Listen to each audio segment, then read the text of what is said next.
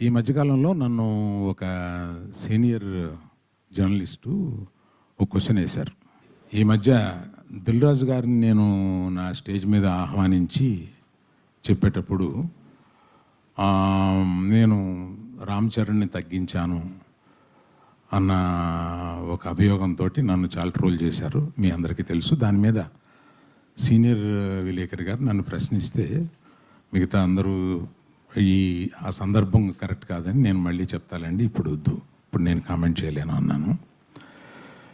దాని మీద మీకు అంటే పబ్లిక్కి నేను చెప్పాలని అనుకున్నది ఏంటంటే, ఆ రోజు దిల్ రాజు గారిని ఆహ్వానిస్తూ ఆయన ఒక్క వారం రోజుల్లోనే కష్టాలు నష్టాలు ఇన్కమ్ ట్యాక్స్లు ఇవన్నీ అనుభవించారు అని పరిచయం చేయడానికి ఇన్అడ్వర్టెంట్లీ అంటే యాదాల ఉద్దేశపూర్వకం కాకుండా ఆ మాట అనాల్సి వచ్చింది.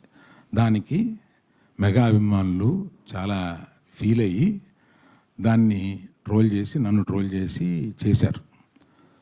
ఫీల్ అయిన అభిమానులకి నేను చెప్తున్నాను, ఉద్దేశపూర్వకంగా చేసింది కాదు. నేను చరణ్ నా కొడుకు లాంటాడు, అంటే నాకున్న ఏకైక మేనలుడు, అతనికి ఉన్న ఏకైక మేనమావని. అందుకని ఎమోషనల్గా చెప్తున్నాను, ప్లీజ్ లీవ్ అస్ బిహైండ్.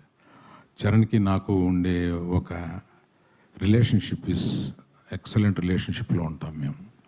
అందుకని please let us leave it alone.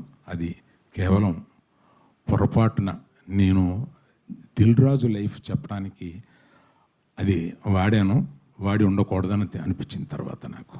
Thank you for your understanding అండి.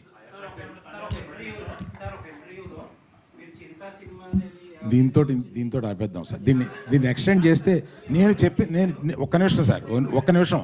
నేను ఎమోషనల్ ఇష్యూ అని చెప్పాను. నేను చెప్పిన దానికి విలువ లేకుండా పోద్ది. దీన్ని ఫర్దర్గా తీసుకెళ్తే అందులో కొంచెం ఇంకో హెడ్డింగ్ వస్తుంది. ప్లీజ్.